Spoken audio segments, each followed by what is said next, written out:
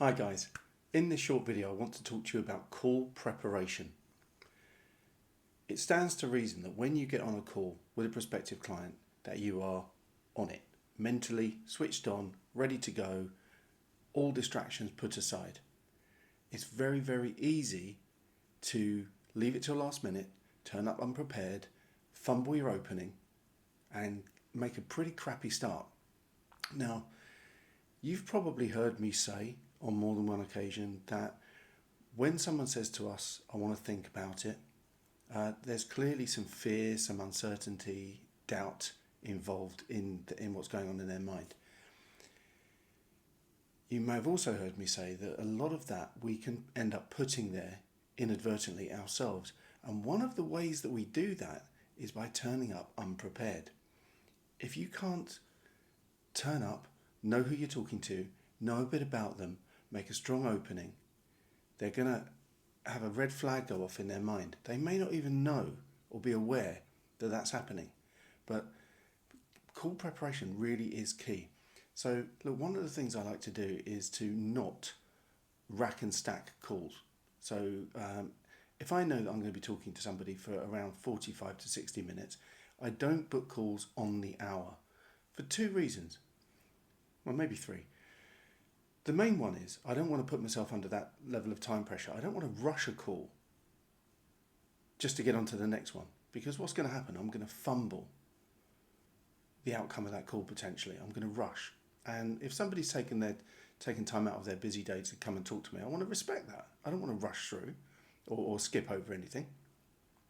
So that's the first thing. The second thing is there's usually some after call admin. So whether somebody comes on board as a client, whether somebody is going to reschedule for a follow-on call, whether it's just not right for them and we're not a good fit, there's a level of admin that needs to be done and taken care of. And so you need to find time for that. And what I've found is the best time to do it is directly after the call. So for example, if you've arranged to speak to somebody tomorrow, get that email out, give them something to do. If somebody's come on as a client, get everything to them that they need to see as quickly as possible, giving them something to do, getting them quickly engaged. So those are the first two things. The other thing is you need a little bit of time to mentally reset before you go again. You may also need to do biological things like go to the toilet, but you want to be comfortable. You want to have got yourself a drink of water. You know, all of this stuff, it's incredibly human and it's really basic, but it's really important. And what I see over and over again are people coming to calls, they're flustered, they haven't researched who they're talking to, they're fumbling for the name, they're fumbling for information, it leads to a really poor start, and oftentimes it doesn't get recovered on the call. So this is your image, your professionalism, this is your outcomes, and potentially the outcome of the person you're talking to at stake here. So it's pretty important stuff. So what I've put together is a pre-call routine. There's nothing fancy about it right now. By the time you see this, it might have been put into a nice buffed up PDF, but right now it's just a Google Doc.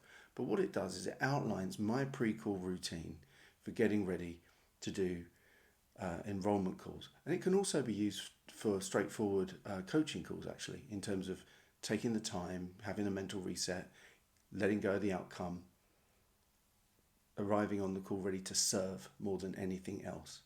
Okay. It'll be in the resources section. If you can't see it, just drop me a DM and I'll make that available to you. But call preparation, super, super important. Don't overlook it. Any questions, let me know.